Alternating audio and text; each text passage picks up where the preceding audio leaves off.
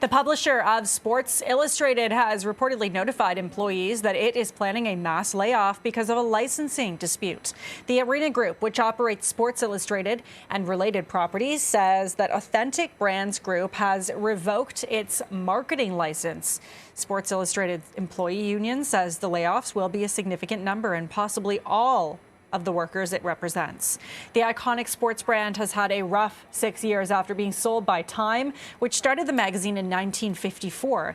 It was reduced to bi-weekly publishing in 2018 and then became a monthly publishing in 2020.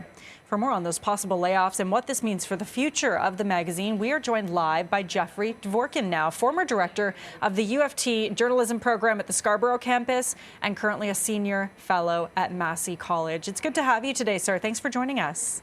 Nice to be with you. Okay, so the parent company says that this magazine will continue despite these layoffs, but what will that continuation look like? We've seen this magazine kind of decrease its publishing in the recent days and months.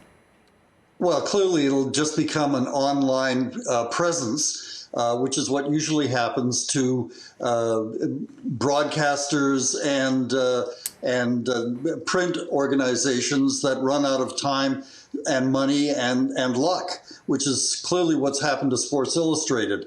They had a 70-year run, which is not bad in these digital times. So they're clearly looking around for some way to continue it, but it doesn't look very good as far as can be told. Yeah, and we're seeing that the ways in which people consume news and information has changed drastically. So many different mediums are trying to figure out not only how to keep viewers and readers, but keep making money at the same time. And as you mentioned, a lot of things are going online, but it's really hard for companies to continue making money when things go online. So obviously you're saying this is the future maybe for this magazine. Any possible hope that maybe it'll be able to stay afloat? Well, I wouldn't invest in it, and I'm not sure anybody else will be. The problem is that the mainstream media has been undercut by the digital culture. In some cases, that's worked out very well, but you have to have pretty deep pockets like the New York Times or Bell Media or other newspapers, which can afford to sponsor what may be smaller audiences for a while. And I think that the problem with Sports Illustrated is that it became kind of stodgy. It was not as present as it once was. And the fact that there are so many bloggers and websites around that give you kind of sports contextually means that a magazine like Sports Illustrated was not going to survive very long. And Sports Illustrated also no stranger to controversy, particularly recently when the magazine was accused of publishing articles using artificial intelligence. Was this just, do you think that had anything to do with this, or is it, as you're saying, it's just kind of a matter of being able to make money and viewers kind of changing how they get their information? Well, inside the news business, it was pretty shocking.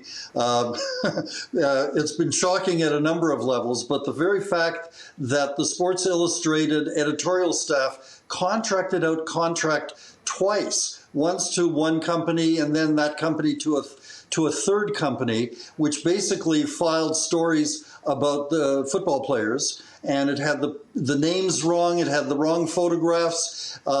It showed that the limitations of artificial intelligence can be pretty dramatic without the presence of thinking human beings, aka journalists, helping figure out what works and what doesn't work. And I noticed at the beginning of our conversation, you said, Sports Illustrated has been around for about 70 years, which isn't bad. It's been around since the 50s. Can you talk a little more about the legacy of the magazine? To me, that seems like quite a while for something to kind of continue and survive.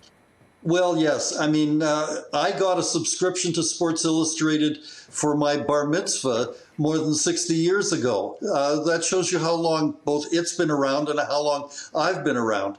But it didn't have the kind of zing that it once did. It had some great writers, Frank DeFord, Red Barber, great baseball writers. But you can find that now online in a variety of places. Now, the problem with anything that goes online is that it doesn't have a mass audience. And the challenge is for all media to figure out, is there a way that they can regroup, reconnect with those larger audiences and still make money? And that's the challenge in a digital environment.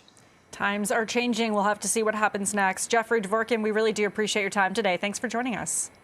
My pleasure.